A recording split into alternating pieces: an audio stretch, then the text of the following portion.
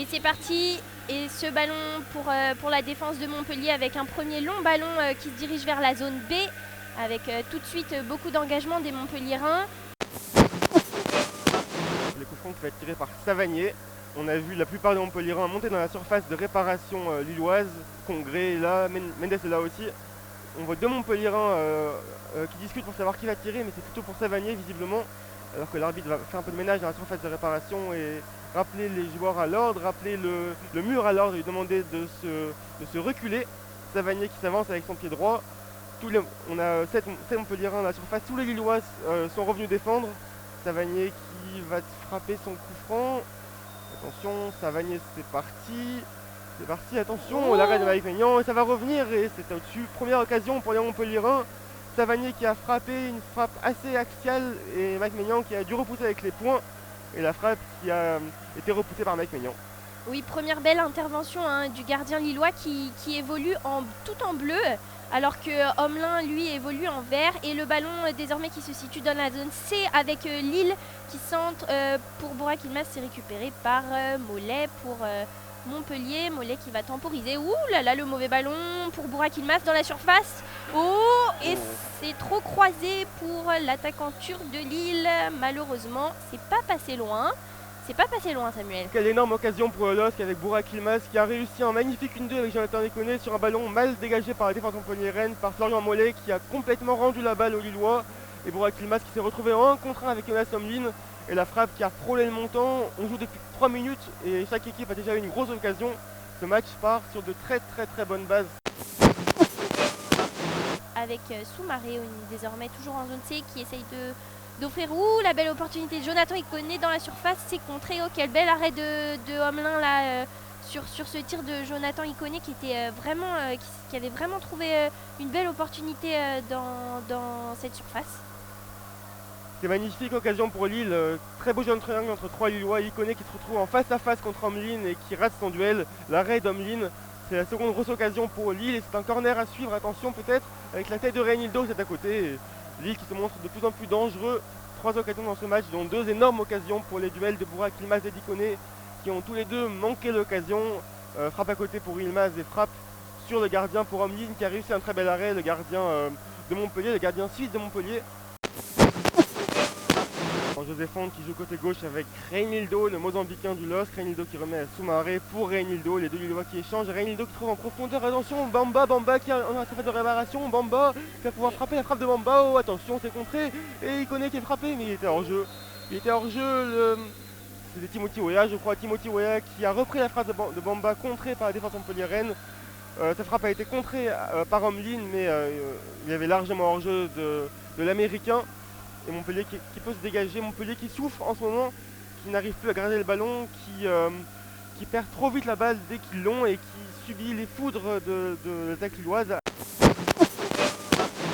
Touche pour Montpellier, à 30 mètres du but de Maignan dans la zone A.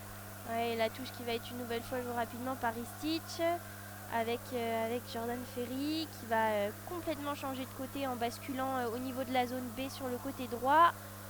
Un très bon ballon pour Gaëtan Laborde qui est dans la surface. Et premier but pour Montpellier. C'est Montpellier qui ouvre le score dans cette rencontre. On joue la 21e minute et but sur une très belle action, Samuel. En effet, c'est le but d'Andy Delors qui est venu couper le ballon sur une tête plongeante au second poteau. Je n'ai pas vu qui a fait le centre. C'est Gaëtan Laborde qui a centré, qui a été très rapide pour rentrer dans cette surface et qui a offert, on aurait presque dit un centre-tir un petit peu, et c'est Andy Delors finalement qui la rentre et Mike Maignan ne peut rien faire, ça va trop vite pour lui. Et donc 1-0 dans cette rencontre pour Montpellier à la 22e. C'est surprenant, les Lillois se font surprendre dans cette rencontre.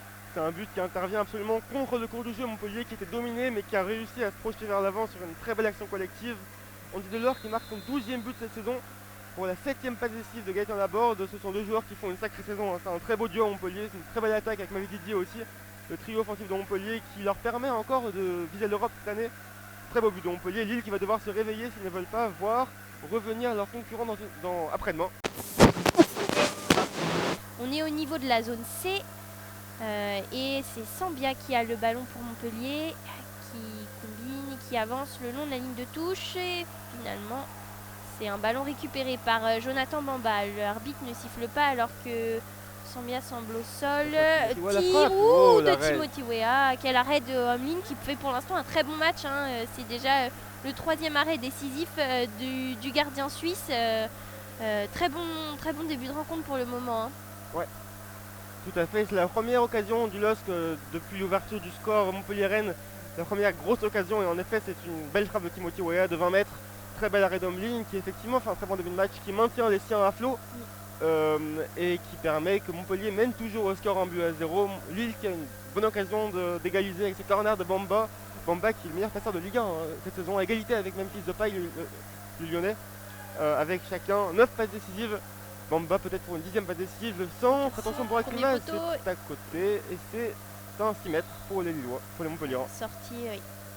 Yilmaz qui était positionné au premier poteau, mais il était bien défendu par les Montpelliérains. Et un ligne qui va pouvoir dégager ce ballon tranquillement. On joue actuellement la 33e minute, toujours 1-0 pour Montpellier ici au stade Pierre-Mauroy. Soumaré qui fait une passe interceptée par Mavididi qui est rapide et qui prend de vitesse, et qui Selic.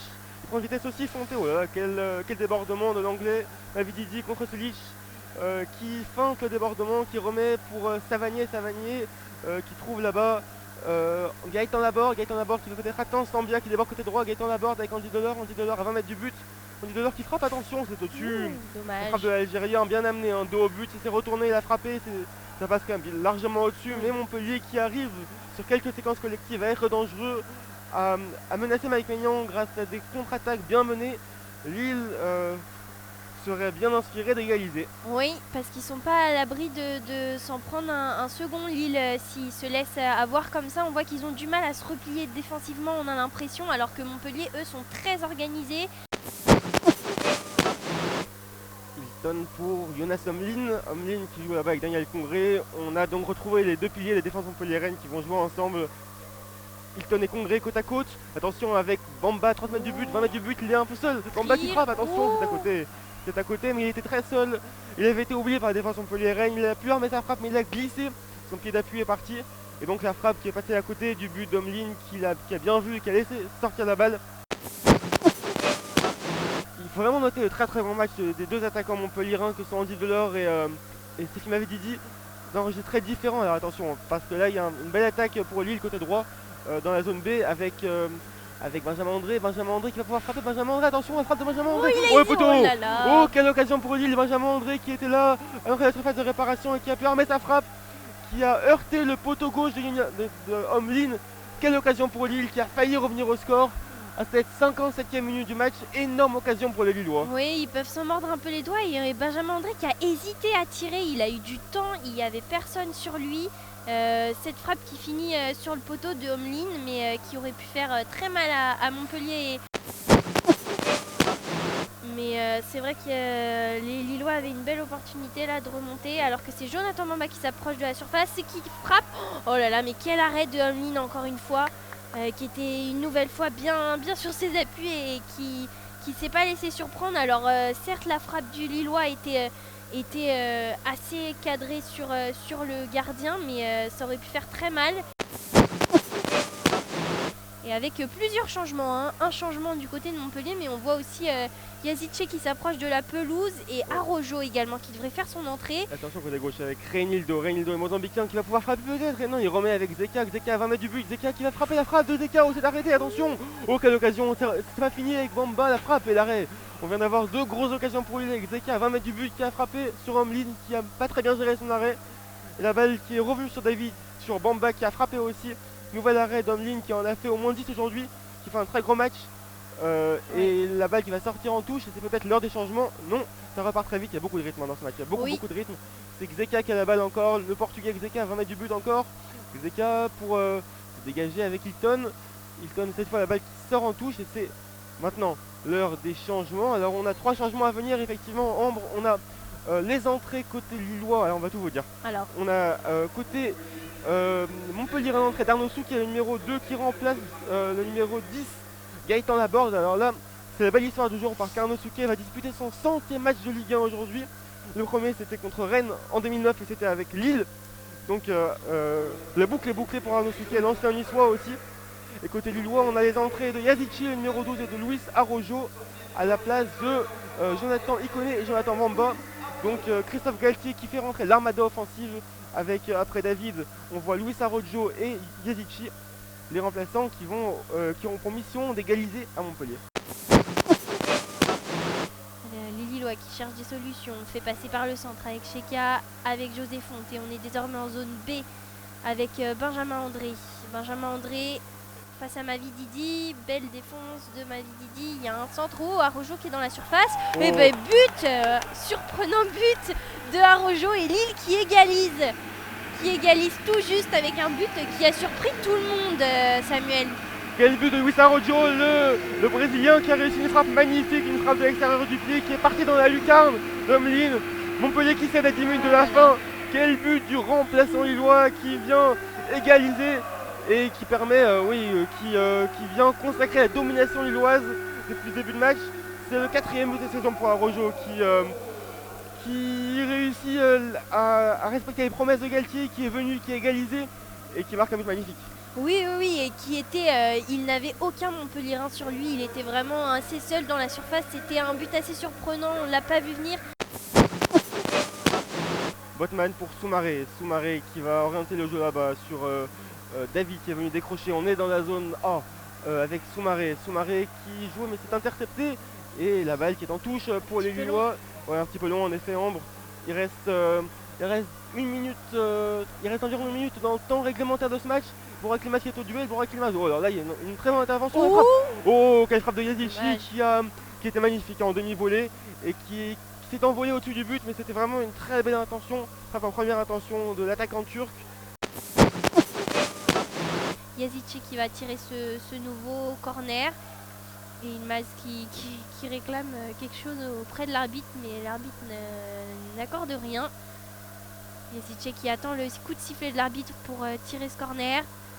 Yazici, et ça sera finalement dégagé par Florent Mollet qui va lancer Ferry au niveau du rond central. Ils sont 2 contre 1, Ferry pour Mavididi. Mavididi désormais sur le côté gauche pour Montpellier. Mavididi face à Cheka.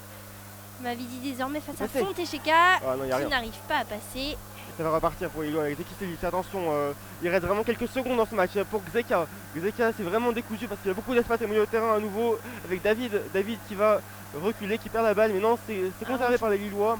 C'est Bradaric maintenant le Croate qui a la balle là-bas côté gauche, numéro 29 Lillois à l'arrière gauche. On est dans la zone A, Bradaric encore pour Luis Arrojo le buteur. Luis Arrojo qui pique son ballon, attention, attention, oh là là, quelle tension dans ce match. Sambia qui récupère la balle avec Jordan Ferry. Jordan Ferry pour le milieu de terrain Montpellierin et Macmenian qui a la balle. Alors là on est vraiment au milieu de terrain avec Macmenian qui joue très haut à la Manuel Neuer. Qui joue maintenant avec Sven Botman qui va jouer avec Yazici. C'est perdu encore par les Lillois. Hilton, Vittorino Hilton qui va dégager. Vittorino Hilton qui dégage. Sven Botman qui récupère encore les Montpellierins qui sont tous derrière, qui défendent et qui attendent impatiemment le coup de sifflet final. Sven Botman encore peut-être pour un dernier ballon. Sven Botman qui dégage. Vittorino Hilton. Oula, alors là qui a pris un petit risque. Il a fait mettre la balle derrière lui pour Homelin qui a intercepté. Ça repart. Ça joue encore. Homelin avec le côté gauche la balle. Montpellier qui a encore la balle. Qui va jouer avec Mavididi. Mavididi qui a encore un peu de jeu on dirait. Parce qu'il court encore l'anglais pour Florent Mollet. C'est terminé. C'est terminé au Stade Pierre-Mauroy. Lille accroché par Montpellier. Un partout. Dans un match très tendu. Un match de très bonne qualité. Lille qui a fait... Lille qui a réussi à égaliser grâce à Arrojo mais qui a été mené 1-0 après le but d'Andy Delors. Un partout entre Lille et Montpellier au Stade Pierre-Mauroy.